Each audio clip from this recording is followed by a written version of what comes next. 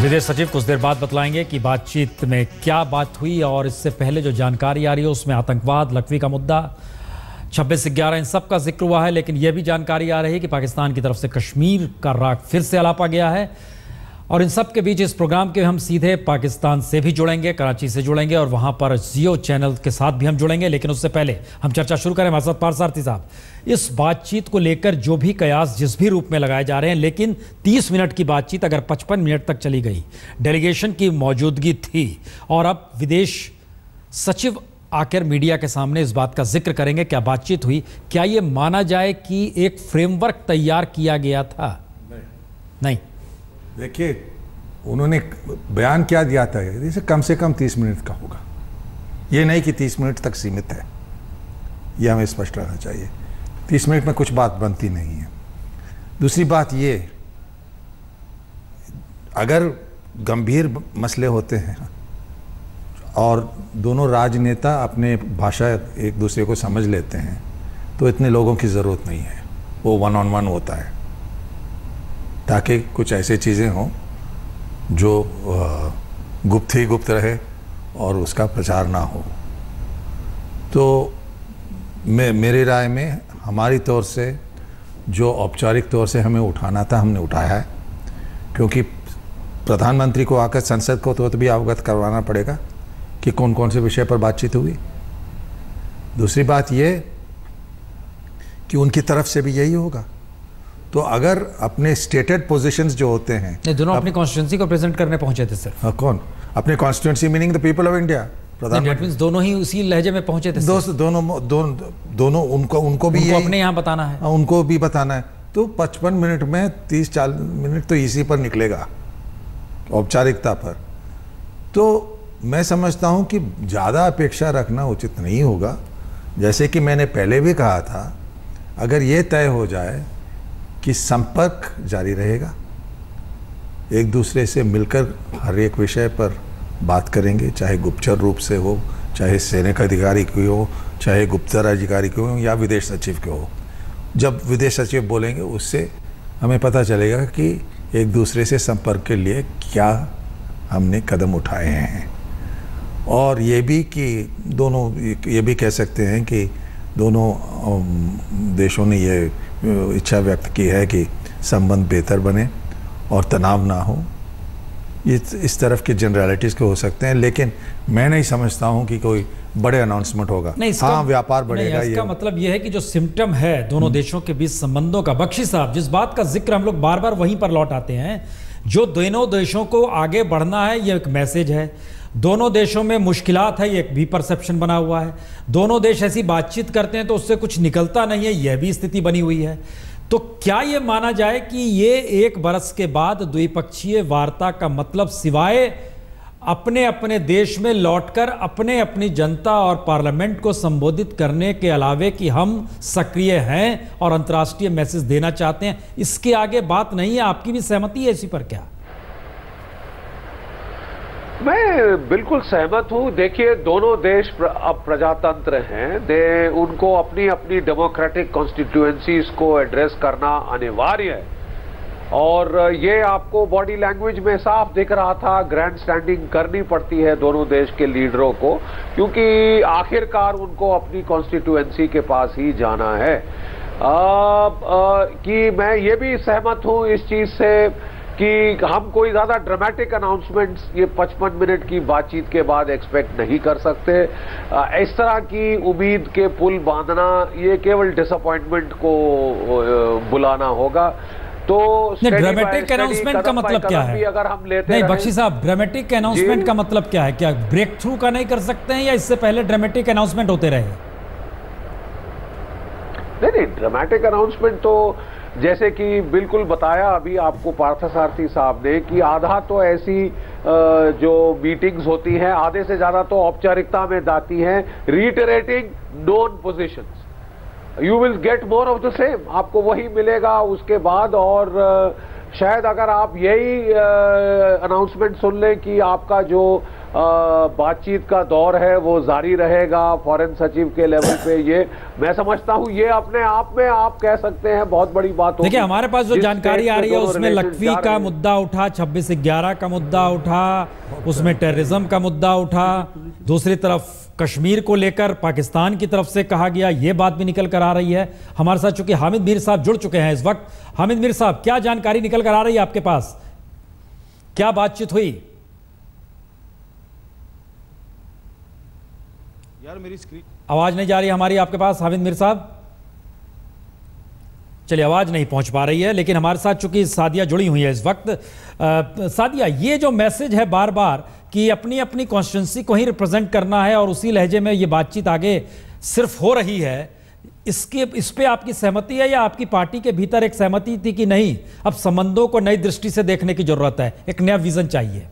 सादिया, देखिए ये इंडिया और पाकिस्तान के प्राइम मिनिस्टर्स की मीटिंग थी और obviously Indian prime minister representing India और पाकिस्तान के जो प्राइम मिनिस्टर हैं वो पाकिस्तान को रिप्रेजेंट कर रहे हैं, तो जो अपने उनको अपने रिस्पेक्टिव कॉन्स्टिट्यूएंसी से ही बोलना है।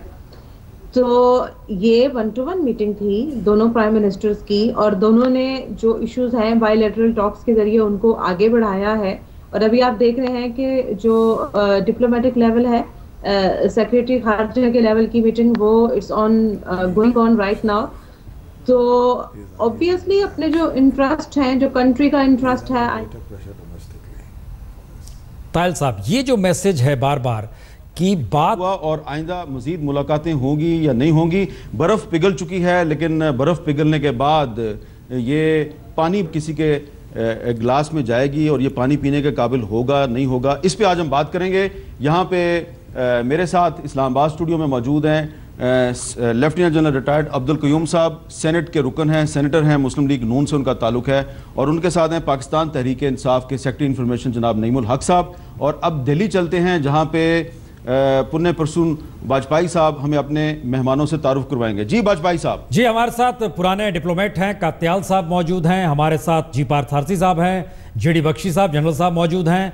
और ये चर्चा लगातार हो रही है कि जो मुद्दा था उस सब के बीच में टेररिज्म आया है, भारत की तरफ से लखवी का मुद्दा उठाया गया जो हमें जानकारी आ रही है अभी तक ये सोर्सेज से है, और उसमें 26/11 यानी मुंबई अटैक का मुद्दा उठाया गया है।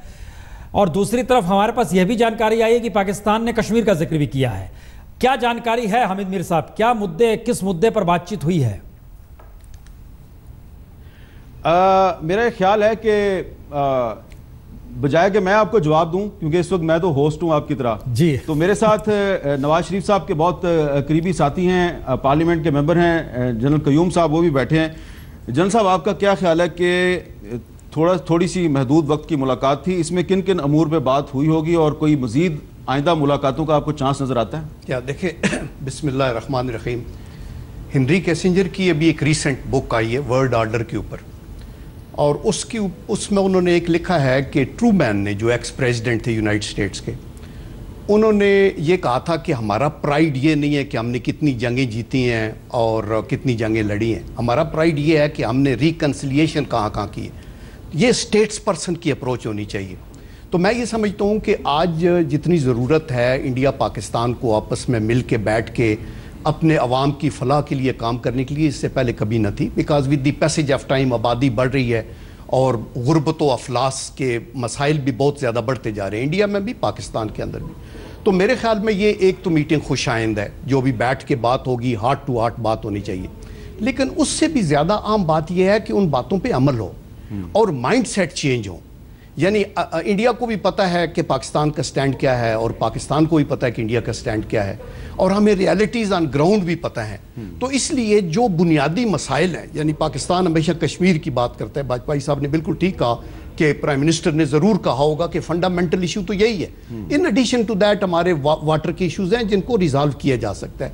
तो मेरे ख्याल में बिगिनिंग बनानी चाहिए। इंडिया की तरफ से टेररिज्म की बात हुई होगी, ठीक है, बम्बे की उन्होंने बात की होगी, उनके ऊपर पाकिस्तान का जितना कोऑपरेशन हो सकता है वो पाकिस्तान करेगा विद इन दी रूल्स और लॉज जो हमारे प्रेवलेंट हैं। बट द पॉइंट इज कि आपको रिकंसाइल करना है सिचुएशन को, and I don't think so कि अगर स्टेचर वाले स्टेट्स पर्सन हो दोनों तरफ, इंडिया और पाकिस्तान के अंदर, तो कोई ऐसा मसला है जो हल नहीं हो सकता। अच्छा वाजपेयी साहब, मैं आपके जो पैनलिस्ट हैं उनसे ये पूछना चाहूँगा कि मोदी साहब जो हैं वो योगा के बहुत आशिक हैं, योगा को बहुत पसंद करते हैं, तो योगा फ्लेक्सिबिलिटी के बगैर नहीं होती। तो मैं जानना चाह रहा हूँ कि मोदी साहब खुद भी योगा करते हैं और योगा बॉडी में फ्लेक्सिबिलिटी पैदा करती है, तो उनकी जो पॉलिटिकल लैंग्वेज है उसमें कितनी फ्लेक्सिबिलिटी का इम्कान नजर आता है? हाँ, योगा फ्लेक्सिबिलिटी लाती है, ये आपने सही कहा। फ्लेक्सिबिलिटी के साथ योगा नहीं हो पाती है। हाँ, योगा फ्लेक्सिबिलिटी लाती है, ये आपने सही कहा। पारसारथी साहब, ये एक सवाल है बड़ा डिप्लोमेटिक तरीके से, हालांकि हामिद मीर साहब ने पूछ दिया है, लेकिन ये फ्लेक्सिबिलिटी का मतलब ये है कि जो पुराने कोर इश्यूज से उससे हटके हम लोग फ्लेक्सिबल होने की स्थिति में है या नहीं है? देखिए, मैं खुद योगा करता हूँ हफ्ते में 3-4 बार जी। हाँ, बॉडी फ्लेक्सिबल हो गई है जी, और माइंड की भी फ्लेक्सिबिलिटी की कोशिश प्रयास करते रहे आदमी करता है। लेकिन ये सब ठीक है, लेकिन अच्छी बात है गुफ्तगू के लिए, लेकिन असलियत क्या है? असलियत ये है कि दोनों मुल्कों के रिश्ते अच्छे नहीं हैं, सामान्य नहीं हैं। दोनों मुल्कों का प्रयास यही रहना चाहिए कि इसे आगे ले जाएं रिश्तों को। दोनों देशों के कई मजबूरियां हैं, लेकिन मैं समझता हूं कि इस एक मीटिंग से ये सोचना कि माहौल बदल जाएगा, हर चीज़ अच्छा हो जाएगा और बड़े खुशी है। योगा भी तो कंटिन्यू करते रहना पड़ता है। हाँ, तो योगा तो कंटिन्यू तो करना ही पड़ता है।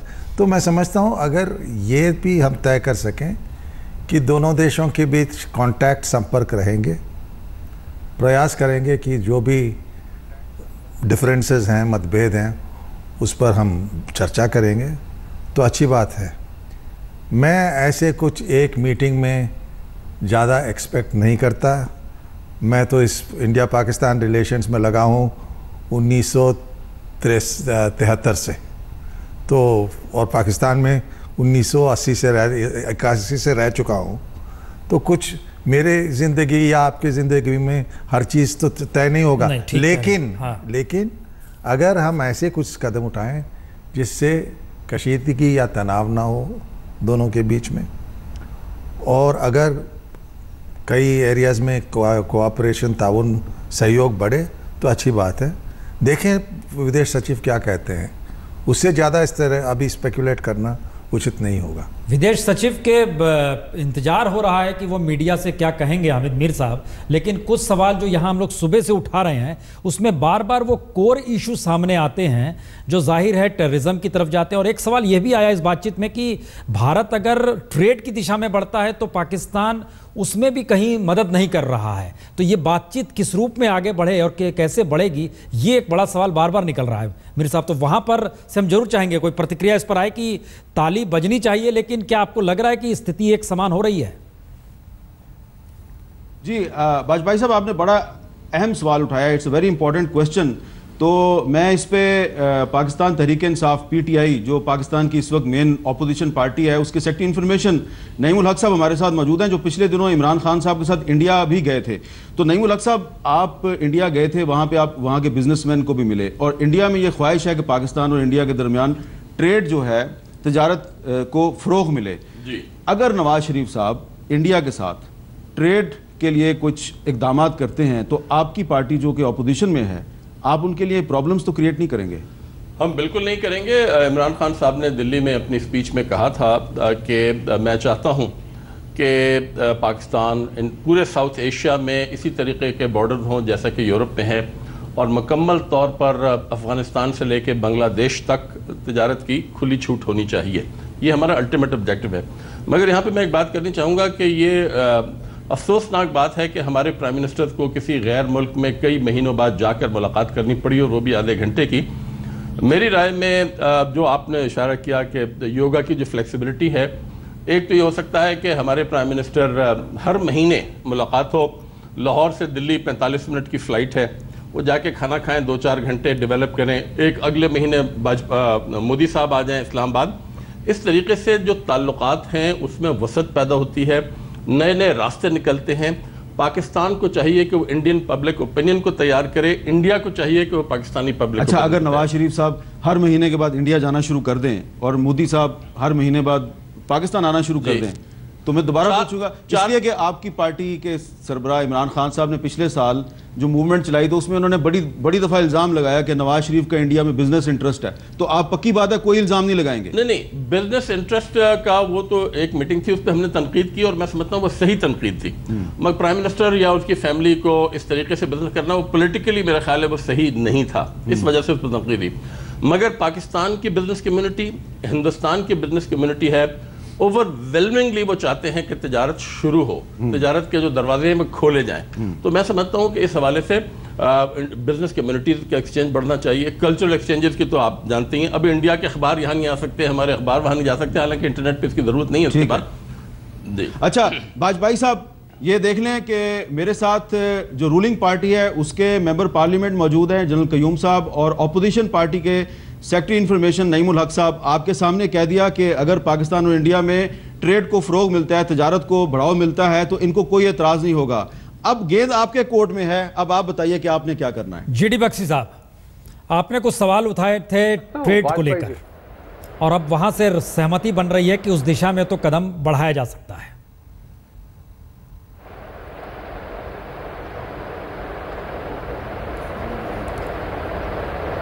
बोलें जीडी बख्शी साहब, आवाज आ रही है हमारी?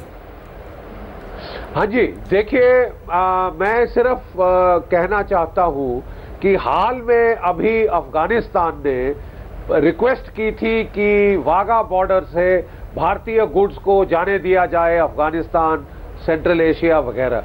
तो हम यहां से शुरुआत क्यों नहीं करते? आप क्यों हमारा वो जो ट्रेड, जो हम गुड्स भेजना चाहते हैं अफगानिस्तान की, एक को बहुत किल्लत है वहाँ, बहुत ज़रूरत है, लैंडलॉक नेशन है, सेंट्रल एशिया लैंडलॉक नेशन है, लेकिन जब यहाँ ऐसी कोई पहल की बात होती है सबसे पहले ना आपकी तरफ से आती है। तो ये मतलब हमें समझ नहीं आता कि एक तरफ से तो हमने इतनी अच्छी अच्छी बातें सुनी हैं कि रोज हर महीने मुलाकात होनी चाहिए, लेकिन जहाँ ट्रेड की बात होती है असली, moving goods, putting your money where your mouth is, तो पहले हमको होता है नो, वाघा बॉर्डर से ओवरलैंड भारतीय गुड्स अफगानिस्तान, सेंट्रल एशिया नहीं जा सकते। मैं जरा आपकी इस पे सुनना चाहूंगा, आप क्या कहना चाहते हैं? ठीक है, ये जी जनरल कयूम साहब इसको जरा रिस्पॉन्ड करें। देखिए, बात यह है कि ये मंथली मीटिंग्स की अपनी बात है। मैं ये समझता हूँ कि जो ग्रेट लीडर्स होते हैं ना, वो आइस को ब्रेक करते हैं, एट टाइम्स वो करंट के अपोजिट भी चलते हैं। मेरे ख्याल में हमारी पब्लिक ओपिनियन को बेहतर करना तो अपनी जगह इंपॉर्टेंट है, लेकिन उससे भी ज़्यादा इंपॉर्टेंट है कि माइंडसेट, लीडरशिप का चेंज हो। अगर लीडर्स का विजन अपना क्लियर है तो वो पब्लिक को साथ अपने साथ मिला सकते हैं। तो दैट इज़ द रीज़न कि मैं ये कहना चाहता हूँ कि एक मीटिंग भी बड़ी होती है। आप देखें, हेनरी किसिंजर आए थे, अमेरिका और चाइना का कितना सख्त मुखालफत थी, एक मीटिंग के अंदर आके उन्होंने अपने चीज़ें तय की, और उसके बाद चीन और अमेरिका के अंदर एक टोटल, यानी 70s के बिगिनिंग में एक चेंज आ गई है। मैं ये कहना चाहता हूँ कि इंडिया और पाकिस्तान के अंदर लीडरशिप के विजन क्लियर होना चाहिए कि यहाँ सवाल है कि कहीं आप ट्रेड को कश्मीर से मुंसलिक तो नहीं करेंगे? मैं फॉर श्योर मैं ये कहना चाहता हूँ कि देखिए, अपने आप को एक ख्वाब की दुनिया में रहने की बात नहीं है।